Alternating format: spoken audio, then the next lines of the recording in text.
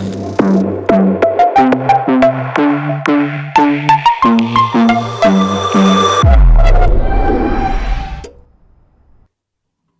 welcome back, everyone. We've hit lunchtime. And so all of you have just been away to watch Bargain Hunt for a little bit. You're back in the room now and you can get back. I don't know whether or not anything got sold that made stupid amounts of money. Just give people a chance to join the session. I hope you've also been having taking the opportunity to go and speak to some of the providers and learning suppliers and the partners of the world of learning out in the hall, so to speak, if I can use a kind of physical meatware version of our language. This session is kind of intriguing, isn't it? You know, reducing the cost, improving the result. That sounds like the sort of thing that is impossible. We're joined by Lee Jones from Elev-8. He's done a lot of work in sales, consulting, and developing with organizations. Neil is joining us from Bristol Water. And I'm really going to say very little else about their session, except to say, remember, we've got the Q&A box open. So if you've got any questions as you go along, post your questions in there. If there's anything that strikes you or anything you want to share, use the chat function as well to share your ideas with other people. But without further ado, can I say, first of all, it's great to have a couple of people presenting real life experience, practical activities that have been going on, because that's the real bedrock of the world of learning over the years. So without further ado, Lee and Neil, I'll hand over to you. That's great. Thank you, Robin. So good afternoon, everyone. So like Robin said, my name is Lee Jones, and I work within a small consulting business, a new business called Elev-8 Performance. Hi, everyone. I'm Neil Trevena. I'm a performance and development specialist at Bristol Water. Thank you, Neil. So I'm going to get straight into asking you a question, because I'm then going to bring to life the content and the topic of the day. So it's called Reduce the Costing, Increase the Results. But the question I'm going to go straight into is this. Is this the worst time to be in learning and development?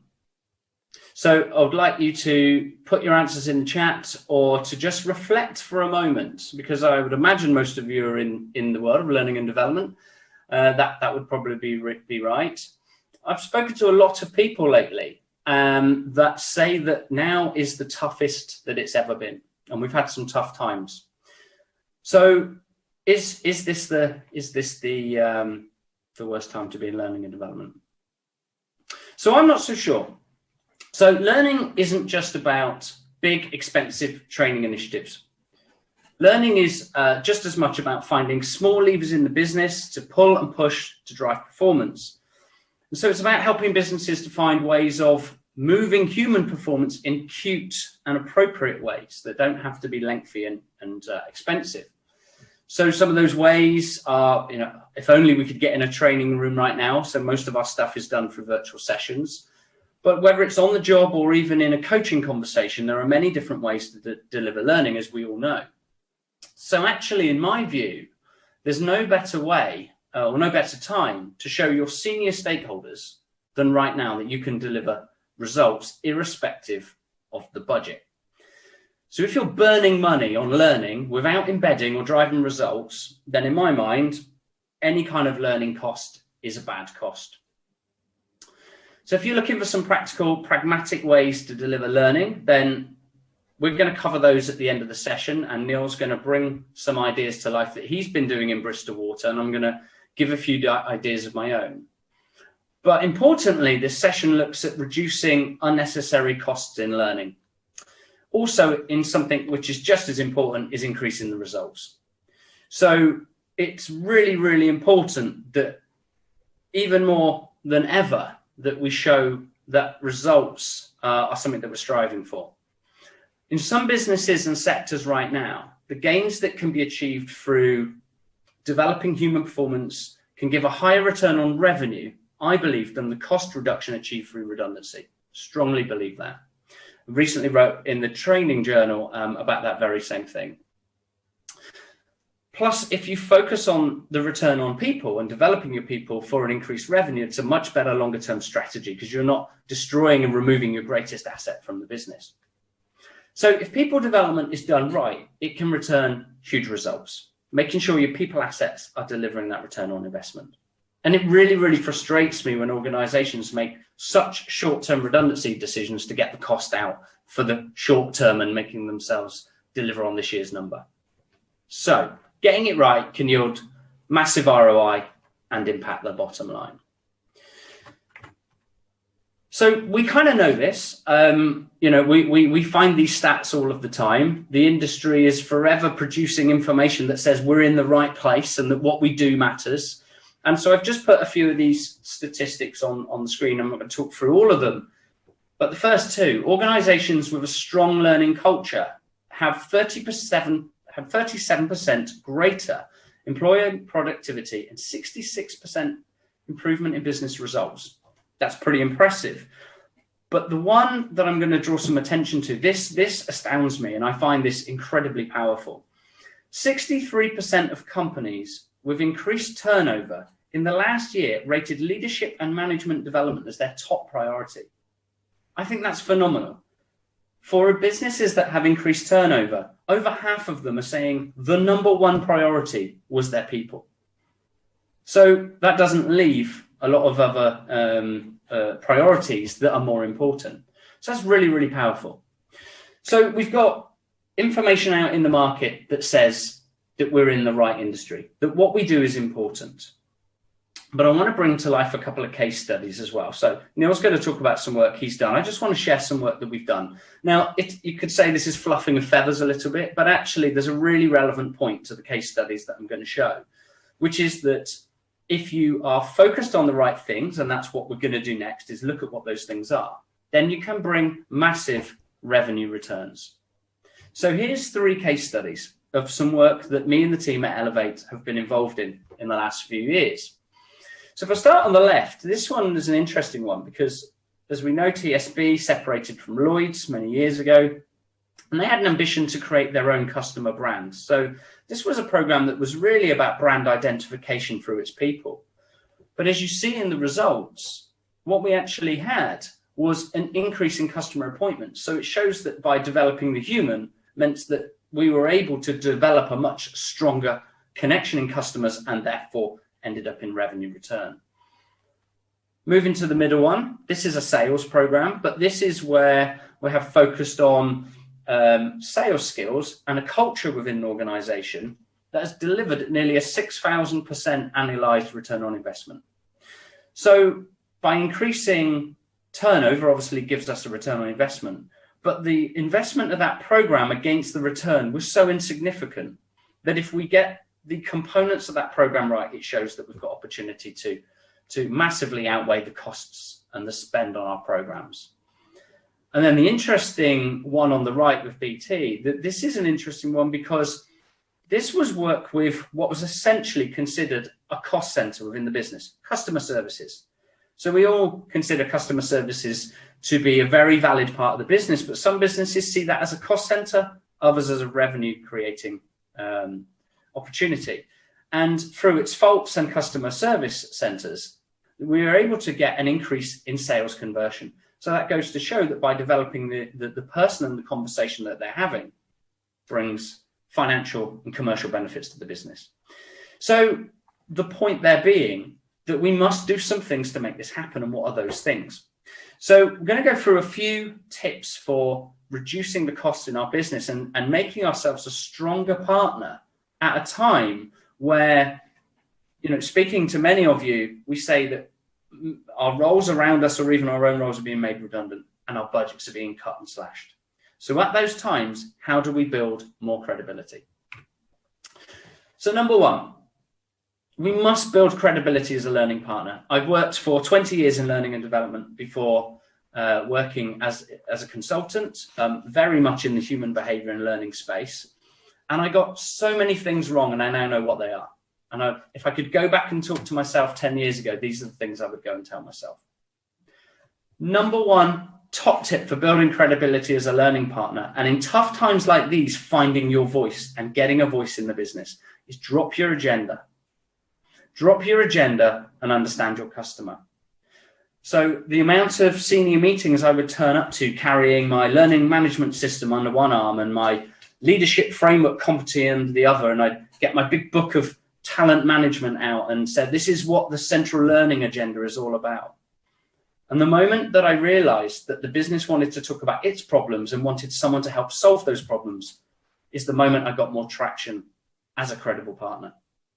Unfortunately, I did that later in my years as a learning professional. The second tip would be you must know your business and its numbers. And I know that sounds absolutely daft, but I have spoken to many people in learning that do not know what the key metrics of the organization are.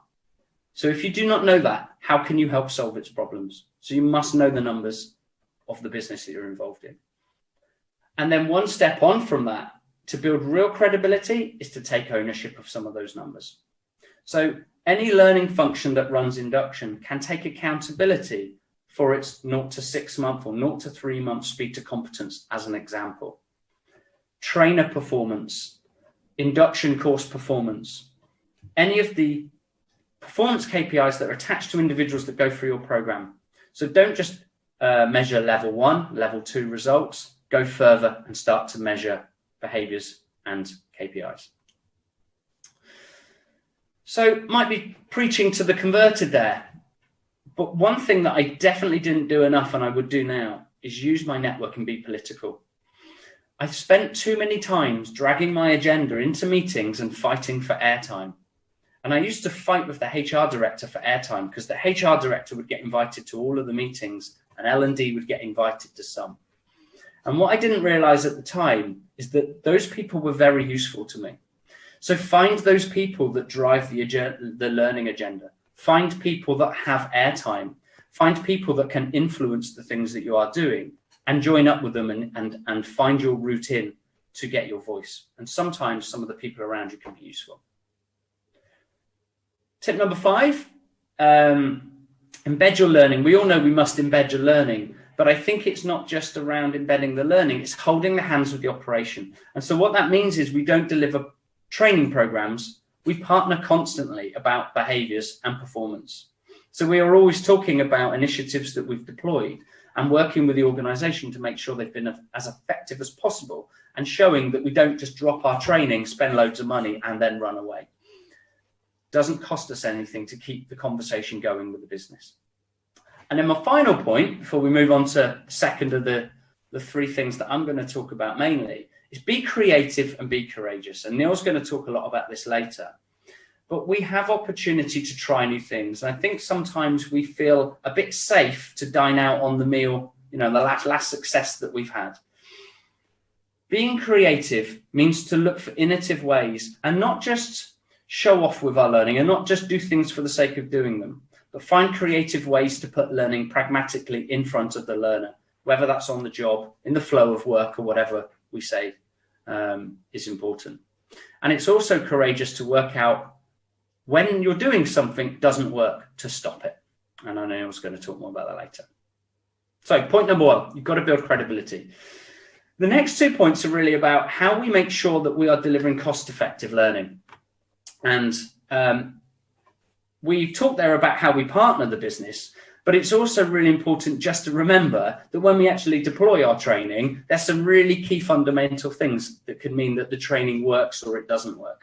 So just a reminder there, 40% of training that fails is down to what we did up front, 20% down to content, 40% down to afterwards. So if you're putting all of your focus in your training intervention and not the pre-engagement or the post-embedding, then we're going to miss a massive trick and get it wrong. Okay, number 2. So we have built credibility in our business and we've now got the opportunity to work with the business on its problems. The first thing we absolutely have to do is use data to support our decisions. So I'm going to tell a few true stories for this this next couple of points, and these are true stories, and it's almost a way of highlighting when it goes really wrong in learning. I don't want anyone to think that what I'm doing is putting that label on everybody. This is just about showing an example. However, what I would say is it does happen a lot, and get the benefit now of working with lots of different organizations to see that best practice and where it goes wrong. So when we're an organization, the number 1 thing to do is say, show us your performance data, because your performance data essentially is your holy grail to where it goes wrong and where it goes right. And then when you've got your data in front of you, you have to remove your outliers. You have to make sure that your part-time staff data is separated from your full-time staff. Early life attrition, make sure the numbers are not muddying the wider data story, and make your data clean. But essentially, the thing to do is say, all right, those top 10 high performers, let me go and watch what they do. Let me listen to their conversations. Let me see what they do on their job. Let me interview them. Let me tap into their mindsets. Let me see what they feel it's like to work around here and how they do their job. And then do the same with the lower performers and see what it tells you. Now, what this is not, and we have worked with many organizations where we say, who are your top performers? And for this example, I'm going to use Timmy. Timmy is the customer experience representative that has the gift of the gab. He's just got a brilliant way of talking to people. He's just good at talking to people. We're humans. We're born with the ability to talk to people. Great customer experience does not come from someone that has gift of the gab. It comes from applied techniques and conversational skill. And it's of conscious understanding of what they're doing that makes a difference. So it's not good to just go and sit with Timmy because we think he's the right person, because quite often the data doesn't tell the same story. So let me take Timmy and let me talk a little bit more detail about a very true story of when we were working with a well-known utilities business. So we have once we looked at the data and we found top and bottom performers, what we're looking for then is, let's take a customer experience environment where we have customer service satisfaction. So CSAT, CSAT 5s, CSAT 1s, 5s being good, 1s being not so good. Now, what does Timmy do really well? Well, he's really personable. He's very polite, always gives his name and asks for the customer's name, always passes compliance, and he always asks, is there anything else that I can help you with? And that's what makes Timmy great. Wrong. When we look at top performers in that utilities business, what we actually found was this line here over to the right. These are your high performers in grey, and blue is your low performers. What we actually found out was that higher performers were less personable and polite than the rest. So what that means is that it doesn't really matter. Now, it's a hygiene factor. You have to have a degree of politeness when you're talking to customers. But the key thing here was this organization thought the personable and polite was the first thing to score down or up on a quality form. And that business had 25 quality assessors measuring personable and polite, giving your name, and is there anything else I can help with? And what the data showed is that actually they were spotting and driving low performance, because they were looking for something that was not important. What was actually important was questioning skills and the recap and clarity around next steps. So that's the things to focus on. So making sure that once you've looked for your data, you're looking at the right things. And I'm going to give one more example and shortly be moving on to now. Down the bottom right-hand box, there's quite a lot of information in here, but it's there for a reason. I'll explain. In this same business, while they were looking for these things that were driving no difference to customers, and bearing in mind they were learning and development initiatives off the back of these insights, what we found was there was 3 key behaviors that were dragging down their KPIs. The first thing was computer says no. Can't do that for you, sir. I'm afraid they won't be able to do that for you either. No, I can't do that. Vague language. I'm afraid all I can do for you today is, I'm really sorry, but what we'll have to do is, and I'm not sure when they'll be with you, but they should be with you soon. All of this vagueness was driving repeat calls and a dissatisfaction in customers. And then the final one was brilliant. Too much information. So let's imagine a utilities billing team. We've all got utilities. We know how complex the bills can be, especially when they work on cycles. And they were marking high performers as the people that could translate all of the detail on a bill and read it all out verbatim, as opposed to the people that had found this really nice way of summarizing the key important things for the customer and getting rid of all that clagging information that was confusing customers. And it was absolutely the ability to take a step back and look outside in that spotted these opportunities. Now, anybody can do this, but I suppose the point is, how close are you to your business? And sometimes you can be too close. And it's about sometimes taking a fresh piece of paper, stepping back, and really having an objective lens to look back in, and using data and observation of your high and low performers to do that. So make sure all learning interventions are relevant and outcomes focused, because then you will be focused on the right things and not waste time and money.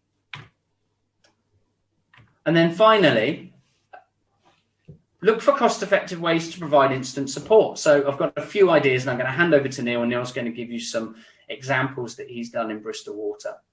So I've got 3 focus areas: platform, content, and coaching. 3 quick wins. We all know the importance of a good learning management system and learning technology, and there'll be lots of suppliers at World of Learning that will be talking about the platform that they're developing and is right for right now. Now, I would never be saying don't do that stuff, because it's massively important. However, it's also relevant to know when adoption is low. If adoption is low to your learning management system, sometimes you have to work out what the platform is right for your audience. So if you've got a team of engineers that's using a Facebook group, use that Facebook group. If you have a tool that the business is using and you can use that tool to get in front of people, then use that tool. Don't waste time and effort pushing something that isn't wanted. So as an example, you can see here, for a recent customer, we used Microsoft Teams, because what was apparent is, in a world where they're managing and working remotely, they were talking to their field engineers and their remote workforce via Teams. Well, with a Microsoft backend of SharePoint, you can just put all your learning videos, collateral, PDFs, documents, images, and you can just drag them into your Teams conversations. So what that means is you could put them in groups. You could be chatting to one of the people in your team, and you could say, hey, you know that thing we talked about, too much information? I've got a nice little reminder of some of the skills that would be really useful there for you. And just drop it into the chat. And that works really well because it was a tool the business were using. Number 2, content. We're all big on video. Everyone's trying to do video learning. We know that video learning is effective and it works. The best video learning is not the content that looks the most professional. It's the content that's the most natural, organic, relevant, and timely. And for that, forget the big productions, stop spending money on studio equipment, and just get the phone out and start recording and get that content and share it across your business. And I'm going to do a shameless plug now. There's a guy that's usually at World of Learning presenting. Lots of people know him, Dr. Mark Davies. And he's done a free little course that will show you how, with one of these, a microphone and a tripod for £30, you can do effective learning and development video production. So worth checking Mark out. And the final cost-effective thing for me would be to say, stop wasting money and time and effort on hour-long coaching sessions that we see time and time again, where people are bringing 10, 15 items of feedback and downloading it on people in feedback and coaching sessions.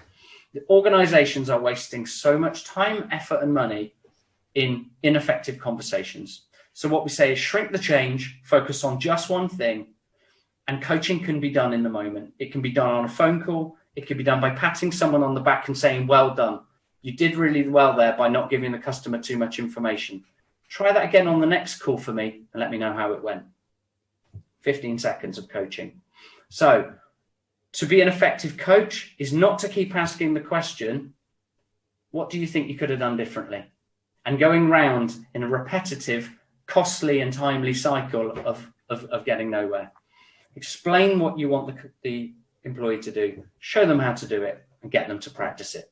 And that's quick, it's cost effective, and it's the easiest way to coach somebody a new skill.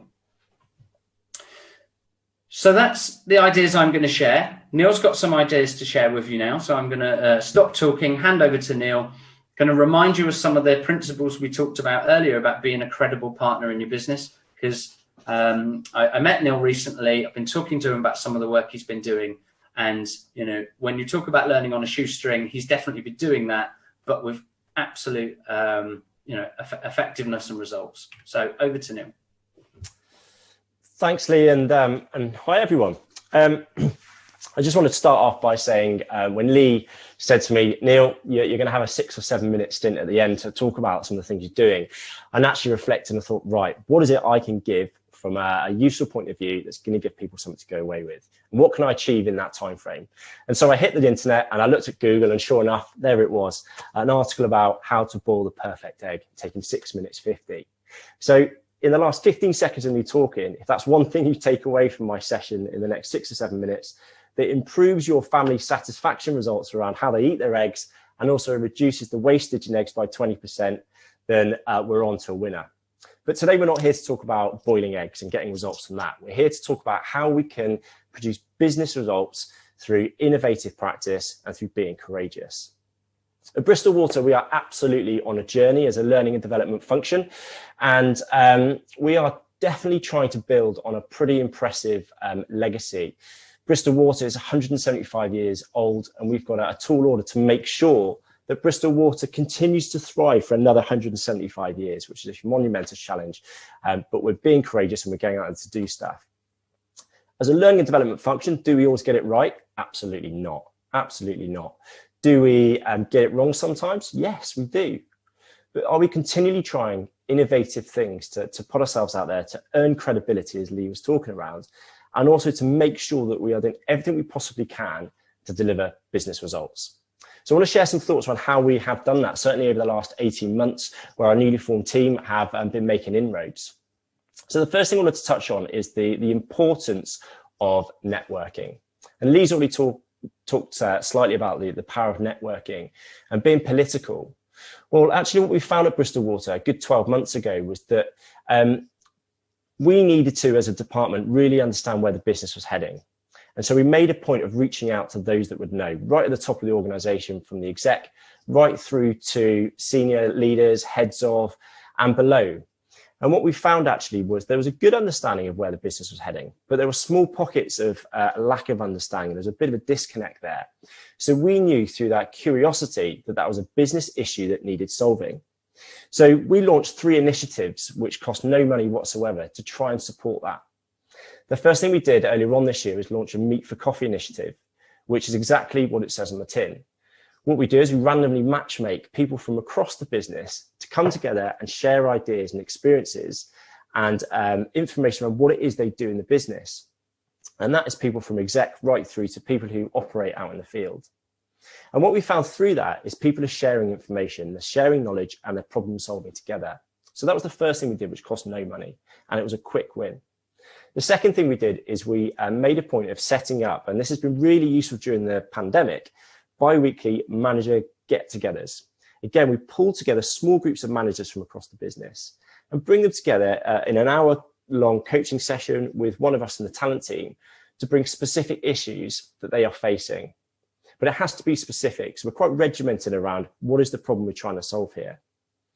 And throughout those conversations, we've had a number of successes around people going away, implementing fresh ideas, but more so than ever, we're able to challenge behaviors because we've started to earn credibility and trust. And just those 2 things alone, what's happened is people are now coming to us with problems that they're facing, as opposed to us going out and reaching to find what those problems are, which is a real step forward for us. A big part of this, though, has had to be our change in mindset as a learning function in terms of how we speak to people. And what I mean by that is no longer do we lead those conversations with what are your learning and development needs, but we lead with what problems are preventing you from performing right now. And that opens up a completely different conversation. And all of a sudden, we're talking about business issues and blockers. And we've had some great opportunities to get in there and remove some of those blockers to improve business performance. So just a small change, again, no investment, but a mindset shift as an L&D practitioner can have a huge effect. Now, you're probably sat there thinking, okay, that's great, Neil, but actually, I want to hear an example of where perhaps you've had tangible results from that. And I'll share an example with you now. Earlier on this year, we were delivering some management development training in a classroom environment, pre the pandemic, obviously. And we were talking around the power of effective one-to-ones and using data to drive effective conversations around performance. And one individual that that was in the classroom at the time, was quite quiet, quite thought-provoking. He was quite inquisitive at times at the same breath, and asked lots of questions. And he went away and took a lot of what we said on board. And actually 4 weeks later, reached back out to me and said, Neil, I have changed my one-to-one structures. I pulled some new data in. As a result, as a direct result of this one small change, I have seen a 45% increase in my team performance in terms of detecting leaks in a given area within the geographic area that Bristol Water cover. 45% by changing the dynamic of the conversation that he was having and by having regimented and structured one-to-ones where people knew exactly what was going to be discussed. I don't know about you, but that's an incredible performance improvement. But had that individual not reached out to me and made me aware of that, then I probably would never have known. And this is one of the other things you need to think really carefully about, because we put a lot of pressure on ourselves to try and articulate the results that we're getting. But don't neglect how powerful it can be when you ask somebody else who you've had an interaction with to articulate the results that they've got as a result of your interaction back to you. Because when you do that, I guarantee you'll be pleasantly surprised by the impact you are having. And then feeding that back through to senior and key stakeholders is the next part of that journey to ensure that your credibility continues to build. And finally, the final point I want to talk around is creativity. And this is something that's incredibly close to my heart.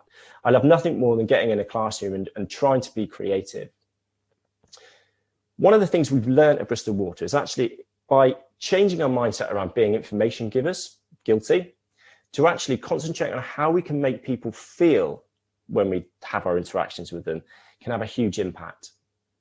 Earlier on this year, we launched a competency framework, specifically a new set of behaviours for the organisation. And we had to do it on a minimal investment. And actually, it came down to £100. And that £100 bought us 4 metres of AstroTurf, 350 marbles, 25 model trees, a number of wooden people, some luggage labels, and 6 metres of plumber's pipe.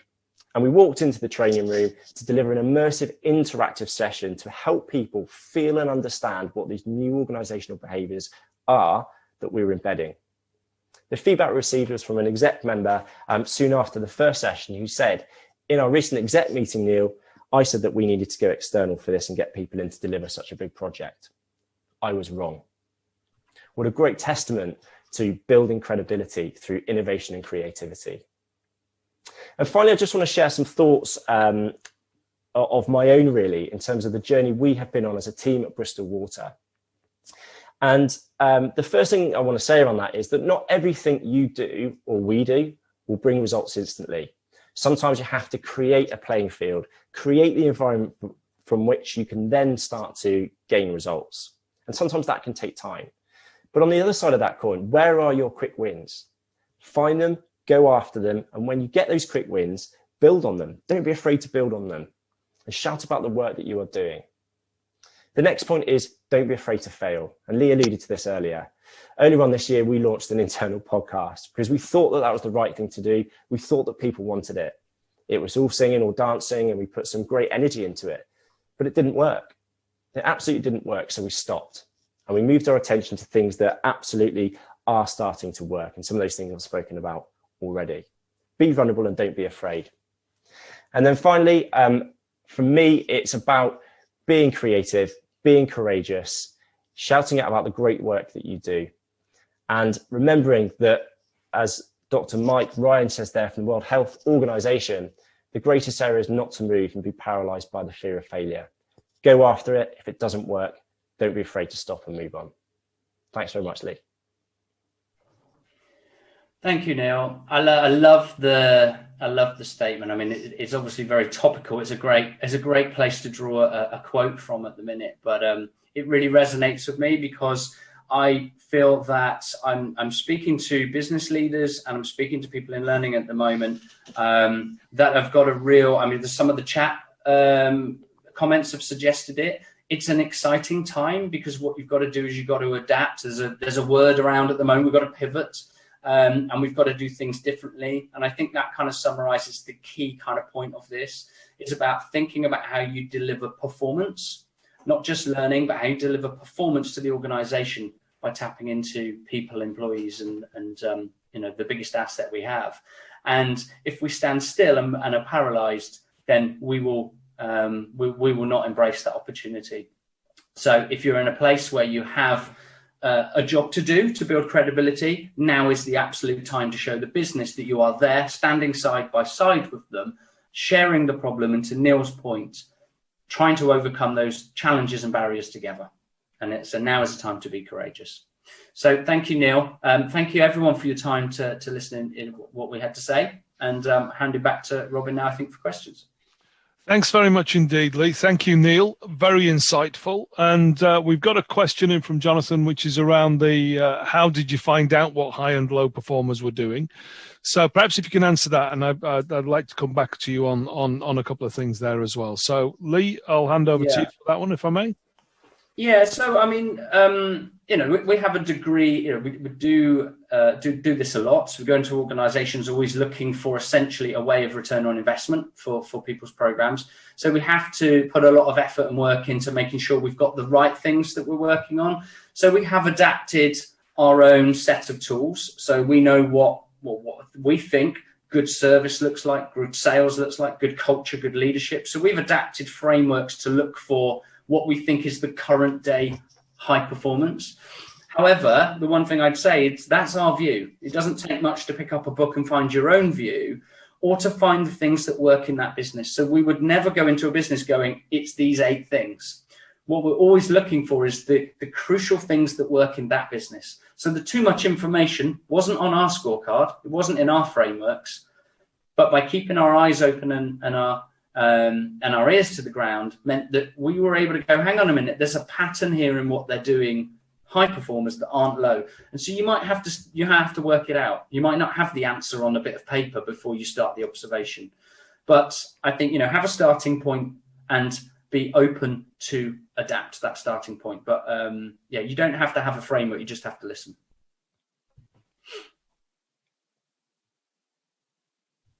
Robin, I think you might be on mute. Sorry, yeah, you understand the business numbers is one of the points that you made there. So you've obviously got a starting point to say, well, look, these people seem to be doing good stuff because there's some numbers there which say they're selling more or they're getting better customer scores from net promoter scores or whatever it is. So you've got a start point there to identify where you look. But I think that power of observation to actually say, well, what is it that they do differently from an average performer who doesn't get those great numbers? And is there really that much difference? Is that the approach that you've taken in terms of just literally observing what they do as well as talking to them about what they do? Absolutely. So it's a good point, actually. So I talk very much about observation, but one of the things that's really, really crucial is tapping into people's mindset. So I don't think it's any fluke that usually when you speak to top performers, they work in the same place that lower performers do, yet the leadership seems okay, the culture seems all right, they seem to like their job, they seem to have permission, they seem to be quite accountable for their own actions, and yet people who sit next to them have the complete reverse. So you have to work out, well, actually sometimes that can be through culture and leadership, and that stuff needs fixing. But sometimes it can be about the mindset they walk in the door with that day. So I'm here to do a job, and I'm going to take full accountability for the job that I do, and I'm going to learn, I'm going to be the best version of myself, and I'm going to have a view that quite often brings then skills and behaviors that's right for the job. So it's important to ask people questions about how do they look after customers? How do you do your job? How do you rock up in the mornings? How do you feel about your organization you work with? And sometimes that can give some sort of almost high-performing mindsets. So mindsets are just as important as the behaviors and the skills you observe.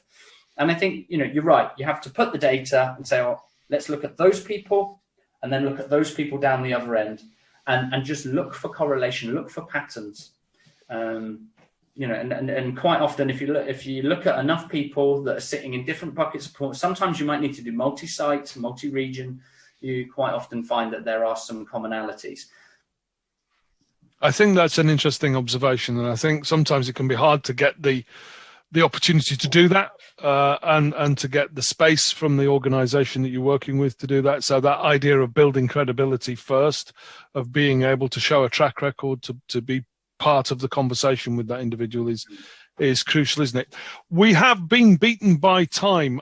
So Lee and Neil, first of all, can I say thank you very much for your insights. Thank you for your input. As ever, folks, these sessions are being recorded and will be available up until the 14th of December. So you've got access to those if there's anything you want to go back and have a look at. Can I also let everybody know that there's lots of other activity going on around the site, so to speak. So do have a look at the stuff that the providers and partners are doing as well. Frank's asked where the recordings will be stored, and I think the information is within the FAQ site on the site, the World of Learning site. So rather than me give you incorrect information, do have a look on the site for where all of those things will be stored. But please, thank you very much indeed, Lee. Thank you for your insight, Neil, and for making space in your day. I'll be back with the next, which is, I think, the keynote session from PwC at 2:00. I hope everybody gets the chance to stretch the legs, move away from the screen, but also to visit some of the providers between now and then. And I'll see you back in the main room at 2:00. Thanks for your time and effort, everyone.